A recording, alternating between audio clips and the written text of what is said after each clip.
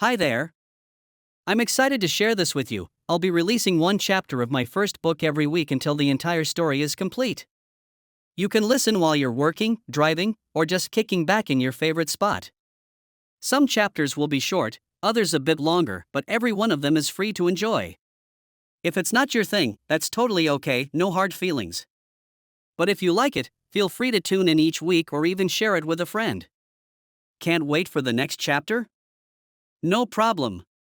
Scan the QR code on your screen to purchase the full book on Amazon. Happy listening. Chapter 5.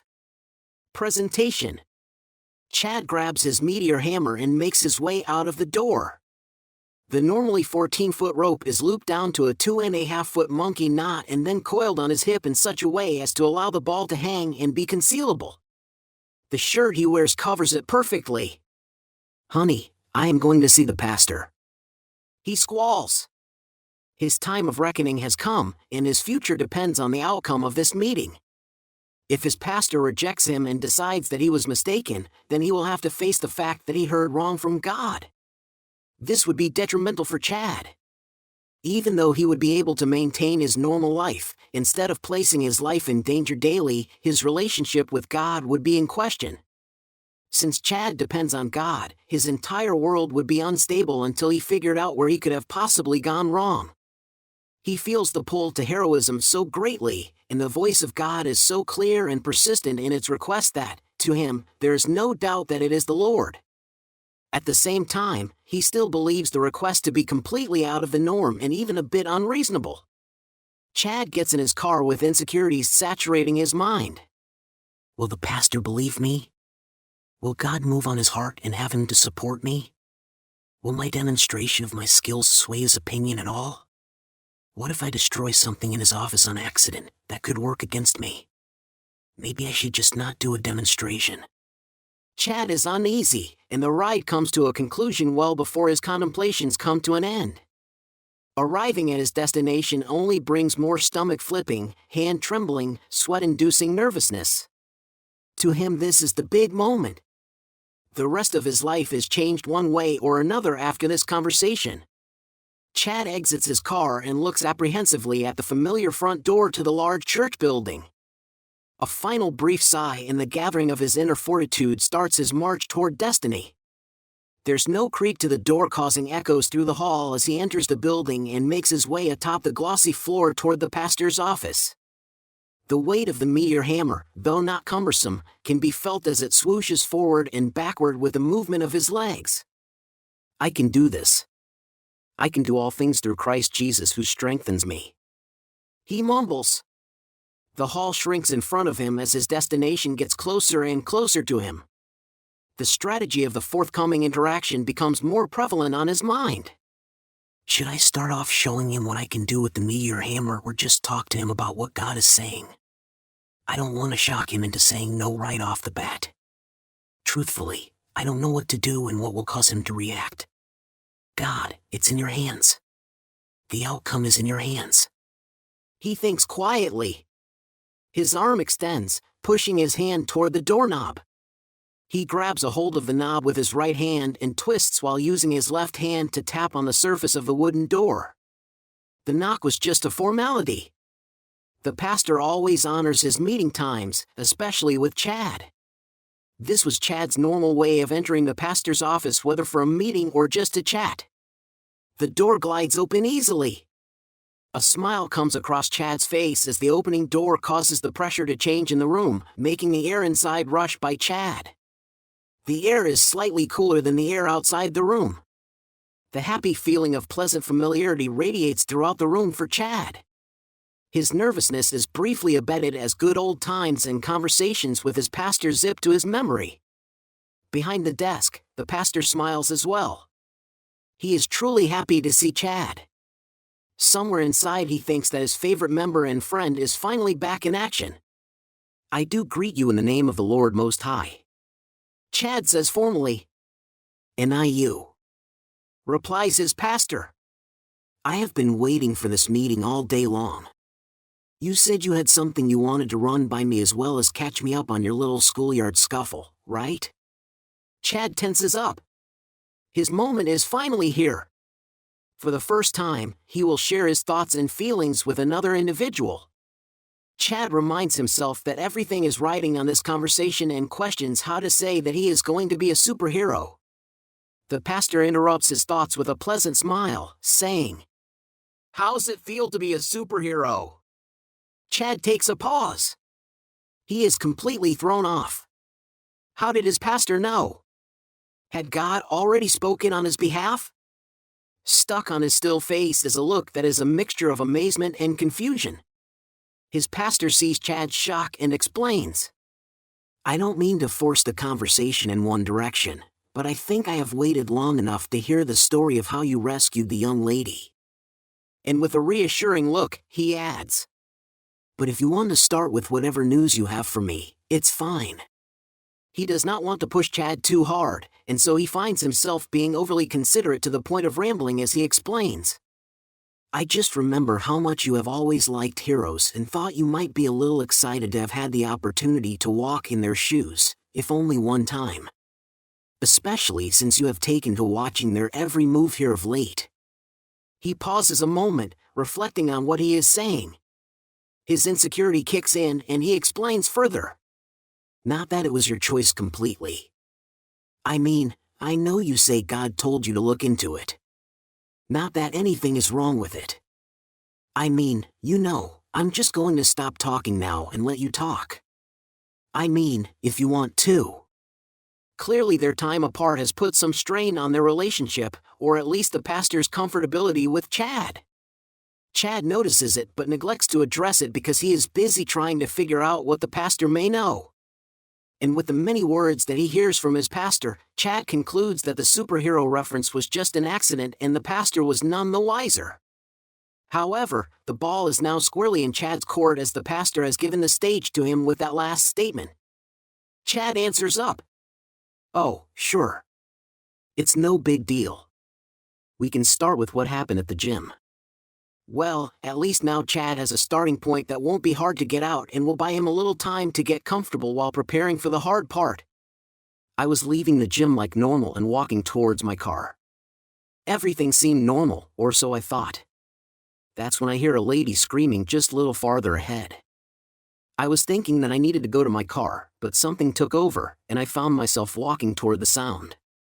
With each step, I grew more and more fearful of what I might find. I just wanted to turn and go to my car, but for some reason I couldn't. It was not like I heard God telling me to keep going, but I just could not stop myself. So, as I approached the corner, I started to see 3 or 4 guys and a lady in an alley. The men looked young and were taking advantage of the lady with their numbers and size. I had no intention of getting involved, but all of a sudden, my mouth started moving. The man who can control his tongue can control every other part. Well, I was not that man. The pastor looked on with eager intent, wondering what Chad said. And they heard me when I spoke and turned their attention toward me. Chad continues. Wait. The pastor says. What did you say to them? Oh. I'm really not sure, but I know it was from the Bible. I think I said something about what happens to thieves and going to hell or something. Like I said, I was moving, but I was not in control per se. His eyes shift to the right a little as he tries to recall the events. I think I kept moving in on them and speaking. I remember not feeling as afraid while the words were coming out of my mouth. I guess I just assumed that they would hear the word of God and submit since I was being led to speak. But they turned and started kicking on me and punching on me. The lady got her purse and beat feet down the other way until she was out of the alley. I don't know if I thought about it then or a little later, but something inside of me was like, are you serious? His pastor chuckles a little in agreement as if he understands and maybe even feels the same way. Chad moves forward with the story, knowing that eventually he would have to bring up his true reason for meeting with his pastor. But I wasn't really upset with her for running. I was more telling God that it was not fair. He sent me in there, but he did not cause my body to move and block their punches or counter their every attack. He didn't perform any miracles like making it to where their punches just went right through me without touching me or making them all go blind when they struck at me. Chad's demeanor changes a bit, and a slight frown overtakes his face as he is speaking. He is now looking in the pastor's general direction but not at him. His pastor figures that Chad is still dealing with issues that arose from this event and have caused him pain. They struck me again and again. All the while they called me names like Jesus freak and church boy. He pauses for a moment and switches subjects. The pause is dramatic, and it happens at just the right time to emphasize his change of pace. You know, for a long time I was mad at those guys and could not figure out why. I thought it was because they beat me up, but that was not it. I forgave them for that, and I truly meant it. However, I was still upset every time I thought about what happened. Then I thought that maybe I was upset with God because He did not protect or cause me to triumph. Then what I realized was that I was just fine with God. In fact, I was grateful that I made it out of that situation alive. But I prayed about it and thought about it and prayed some more until finally I realized that I was upset because they got away with it. They mugged that lady, beat me up, and insulted God, and then just got away. The cops came, but they could not catch them. His eyes are momentarily teary and glazed over, and his mind is back in the emotion of the moment. Oh, but I am skipping in the story. Chad cuts himself off and gets back his composure. Then, as if he were telling a story about someone else, he goes back to his account of the events that occurred. So they hit me until the cows came home, or should I say until the lady returned. She stood at the far end of the alley pointing in my direction. Perception is something else. At first, I thought she was pointing and laughing at me, but I soon realized that she had brought help. The cops came around the corner and chased the bad guys away. The rest is kind of fuzzy, but I remember paramedics and the lady saying thanks and the cops being too busy to take a report. The next thing I remember was standing at the front door wondering how I was going to tell Karen about it all. Chad stops because he is finished with his story. He looks across the finely crafted desk and sees the look of "is that all?" written across his pastor's face. Well, I know it seems a bit shorter and less climatic than you would think, but that's pretty much the whole story. The pastor fixes his gaze because he realizes that it may be causing Chad to think that his story is not good enough. Oh, I'm sorry about that. It's just that when I first talked to you, it seemed as if you were struggling with some part of the ordeal, but just now you went through the story without a hitch, except that part where you were a bit upset. His pastor explains. Chad sees that this is his opening to direct the conversation in the path he intended to take it from the beginning. Well, Chad starts. There is something else. He hesitates just as the words are about to come bubbling forth. Nervousness and indecisiveness choke off his every attempt, causing a sort of lingering awkward silence for Chad. It is amazing how two people in the same room can be having two completely different experiences. The pastor is focusing on keeping a peaceful, supportive, and calm demeanor. He sees that Chad is struggling, and he thinks he is ready to accept anything that Chad says, no matter how far off it may be from what is right. He even prepares himself for the worst. Things such as Chad has developed a chemical dependency from his medications, or Chad found one of the guys and has killed him, or even Chad no longer believes in God because of his ordeal. He prepares his mind so his reaction will not be negative or hurtful. All anxiety is out of the window as he prepares to support his member and his friend. Chad, on the other hand, is wound up and stuck. He second-guesses his every movement, thought, and word. He is seconds from a sweat storm and one hair away from a panic attack. Could he go through with this? What will be the outcome? Did he really hear from God? What should he do first? Should he talk, or should he demonstrate? If he speaks, what should he say and how? Chad does not want the rejection that he thinks will come from having this conversation. After all, if a friend had this conversation with him, apart from God's leading elsewise, Chad himself would say that it was rash and possibly even stupid. While he knows his pastor will try to be supportive, simply because that is what he does, he wonders if it will even be possible for the pastor to be supportive with the given information. The silence is broken as Chad tries once again to start his story. He nervously clasps his hands together. Well, this is about God. You see, since I've been down for a while, I have had plenty of time to talk to him and listen.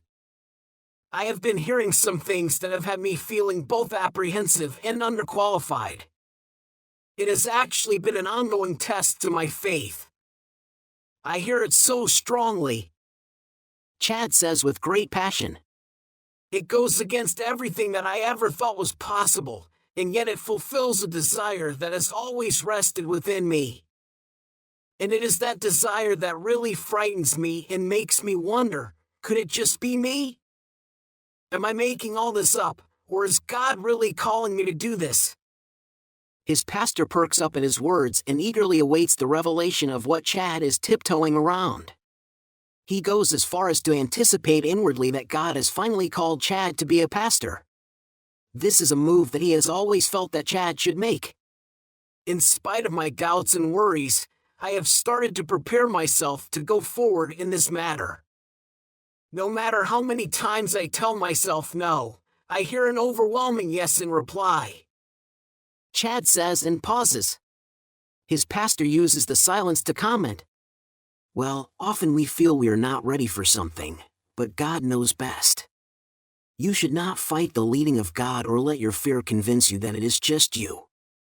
The pastor is almost certain that Chad is struggling with accepting his calling as a pastor. "I know, but I just can't see myself actually functioning in that role. I mean, I can in general, but when I think about it practically, I just can't see it working out." "I'm sure you'll do fine." The pastor starts. "We tend to overthink and exaggerate things before we actually experience them. Sometimes we can make things that are clearly possible seem impossible. That's why it is important that we listen to God. He is the only one with a proper perspective on all things." The pastor smiles as he talks. It is very warm and reassuring for Chad. In his mind, the pastor now truly thinks that he is helping Chad to accept his calling to be a pastor. He remembers how he felt when he heard the call and had to make the decision to obey. He tries to comfort Chad in all the areas that he remembers needing comfort in. Inside, Chad wonders why that brings him any comfort whatsoever.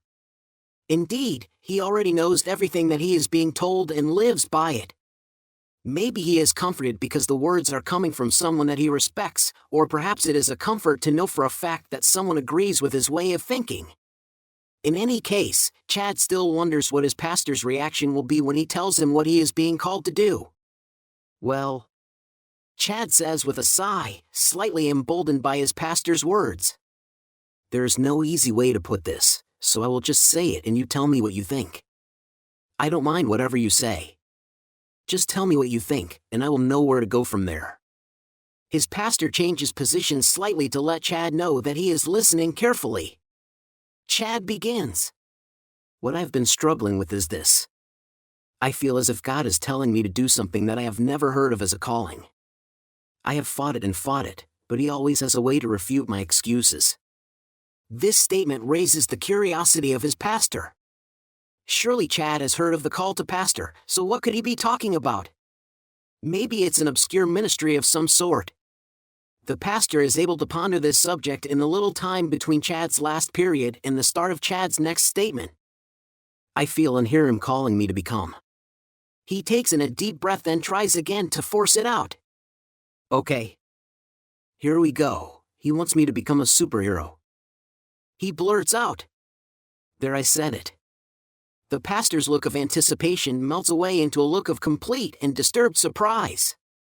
It is reminiscent of a cartoon character when his jaw drops to the floor and his eyes bug out. As prepared as he was still not prepared enough for Chad's revelation.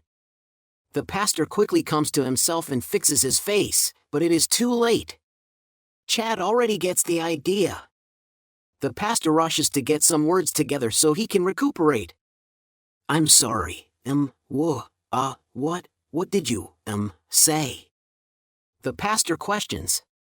It is not the smoothest recoup in the world, but it will buy him time to deal with his thoughts and give him another opportunity to respond to the information in a different way. "I know," Chad replies. "I felt and in some ways still feel the same way. But I am almost sure that it is what I am hearing. I believe he wants me to be a superhero. The pastor is able to hold back the horror of his surprise this time. With his wits gathered, he formulates a more proper response. It seems as if you have taken a lot of time to think this over. But have you considered that you should receive a confirmation of the message? Knowing that it is not likely that Chad has told anyone else about this and thus has not received any confirmation, the pastor attempts to dissuade his friend gently. It is hard for him to believe that God would call someone normal to be a superhero. The last thing he would want is for Chad to go out and get hurt. I thought the same thing, but I, like Gideon, offered a sort of a fleece to God. During my time of great injury, I told God that if it was him, then he would have to give me strength to train. He did that. But that was not enough for me. I figured that maybe I was just using human strength and wasn't as injured as I thought. So again, I told him that if I was to believe that it was him, he would have to somehow make me have noticeable increase in my skill and ability. And he did that. It seemed like every day I learned things that I would have thought impossible, and I have my black belt with the meteor hammer. I actually brought it so I can show you what I have been learning during training. Chad has a smile on his face. Partly because he has an answer for the questions presented to him and partly because he has finally gotten this information off his chest. The pastor calmly speaks to Chad. Do you remember when I told you to take up the meteor hammer? You do, right? It was back during the times that you first started being obsessed with the whole superhero thing. You would watch them and talk to me about them and research them and talk to me some more. For a period, it seemed like your whole world was starting to revolve around superheroes. It wasn't that bad, was it? Chad chuckles, as if he did not know the answer already. Lightly yet with vigor, the pastor answers. You came to me saying that you think you need to start taking martial arts. I was sure then that you were making an attempt at becoming a quote-end quote superhero. I thought all that study you did into the subject was influencing you. You told me that you heard it from God, so I did not want to go against what you thought and risk you losing confidence in your ability to hear from God. You don't know it, but I did some research, and I tried to find the most impractical and obscure martial art out there. I found the meteor hammer style and knew that it was just too involved for actual combat use. And that is why I suggested it to you and even gave you a number to a school. That way you could fulfill your... He placed 2 fingers on each hand in the air and emphasized the word. Call and still maintain a safe distance from trying to become some sort of superhero. The last thing I would want was for you to go out and get yourself hurt. I mean, think about Karen, for goodness sakes. Then I take it you don't approve? Chad inquires with a mildly jovial tone. Let me show you the kind of things that he has allowed me to be able to do, and I'm sure you will understand why I feel he is confirming what he said. The pastor sits for a second, contemplating all that has been said and how best to approach the situation. Should he go along with Chad and find some gentle way to break it to him, or cut him off now? He decides that the latter is probably the best way to go. Chad. Surely you must know how this sounds. It's borderline ridiculous.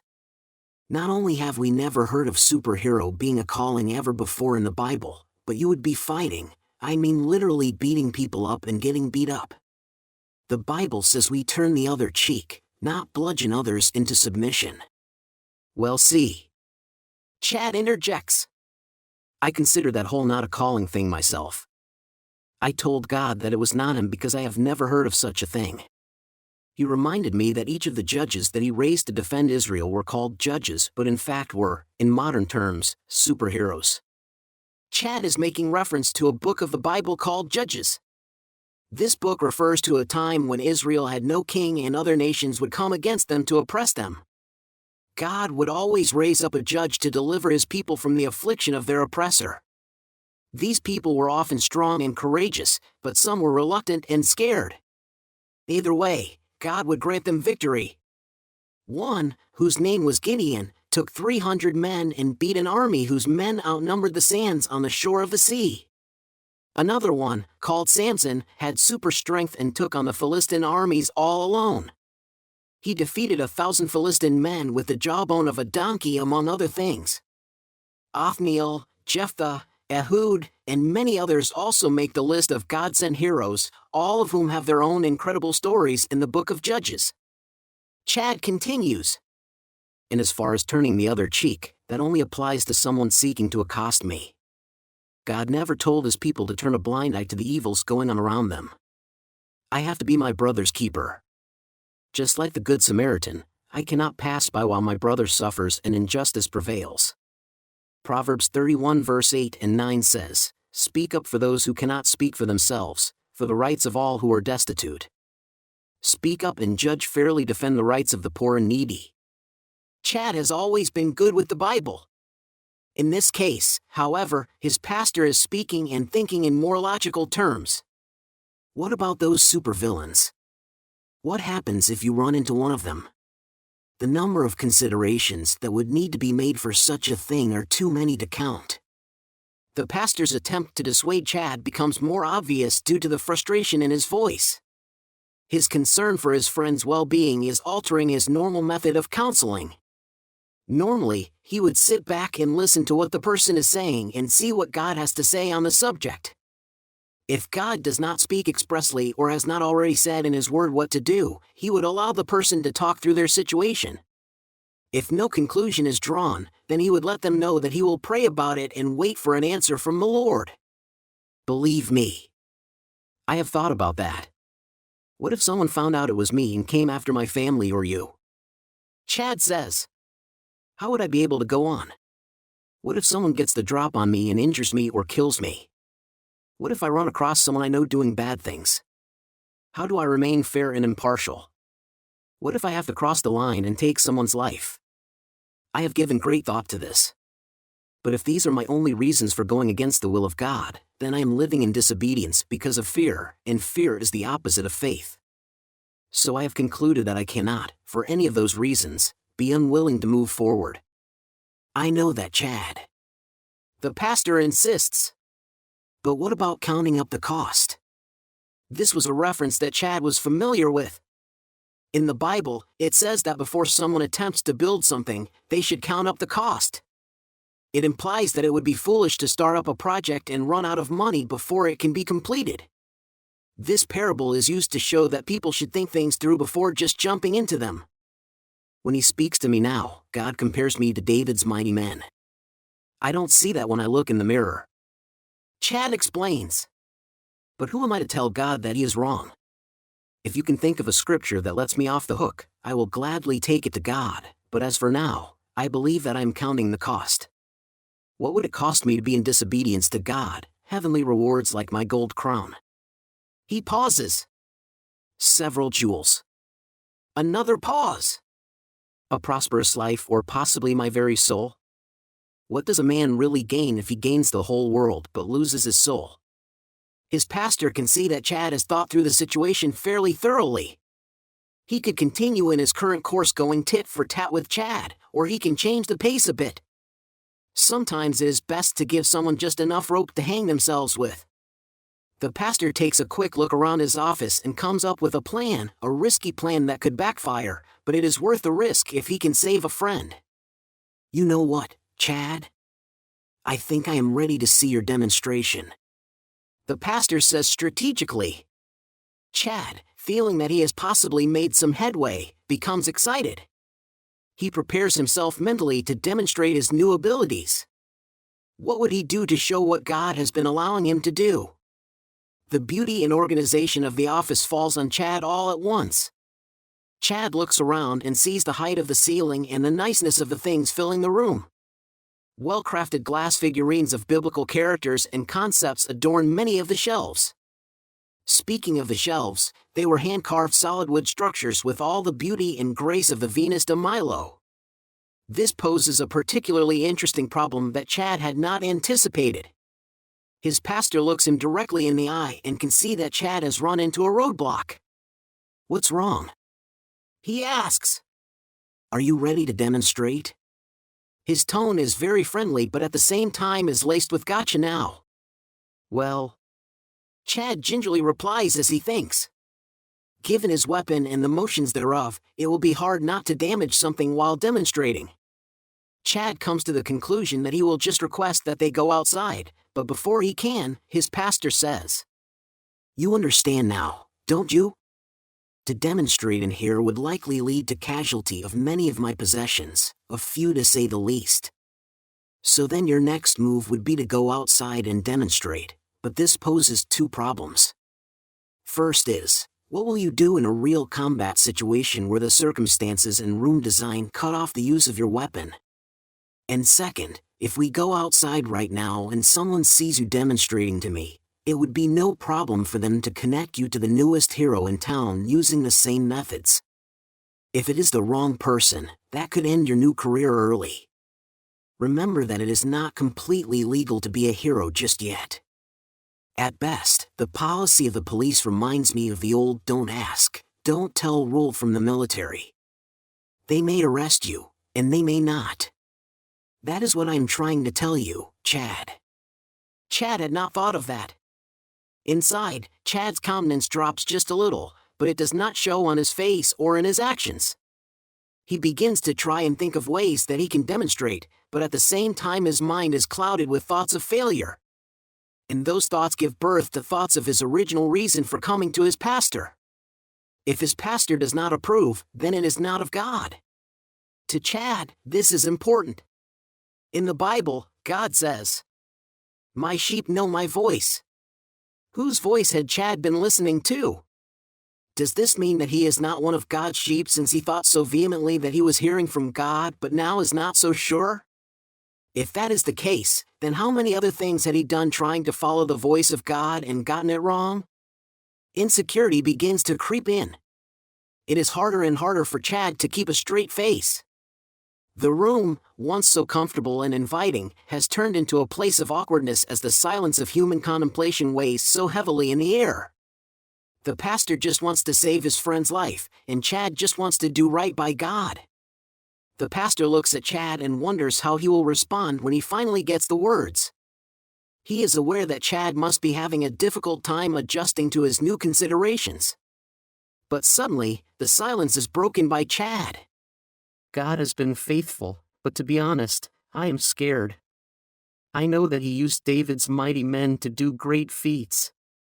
Ishbal is described as being the leader and is said to have killed 800 men in a single encounter, and Eleazar is described as standing his ground against the Philistines at Padan when the rest of the Hebrews ran away, and successfully defeating them. He fought so hard that he could not let go of his sword even when the battle was over. And there are many more stories of the rest of them. And now he uses them to describe what he can do with me. In faith, I believe that he can do it and know that I should not deny him, but I also still remember the beating I just took from those common thugs. It was as if I could not do anything. I am afraid that I will be hurt or killed if I take on this assignment. Chad's sincerity is evident. The feelings he had been trying to hide so as not to sway the opinion of his pastor come rushing forward. I don't want to be any less than Paul, who received his assignment and, even in the face of pain and death, carried it forth faithfully. Chad says, "If you are certain that you heard from God, then I will not stop you, but at the same time, do not expect me to help you. Unless I hear it from God, and I doubt that, I cannot help a friend go into what I believe is certain destruction." His pastor riposts. Chad acknowledges his pastor's words. They add to the swell of thought and emotion that surges inside him. Chad is torn. In a way, it feels like a confirmation to everything that has been telling him no since he first heard from God, but in another, it feels like abandoning a destiny of greatness for fear. Chad puts in one last effort, just for the sake of telling God that he tried. "Is there nothing I can say or do that may weigh in on your decision?" Chad asks. "I'm sorry, Chad." His pastor replies. Chad says within himself that it must not be meant to be. He decides to deal later with the fact that he really thought he heard God talking, but for now, he would have to try and put away all the now foolish thoughts and childish desires of becoming a superhero. Chad thanks his pastor for the meeting and assures him that he is grateful that they had their talk. The flame is not so easy to extinguish though.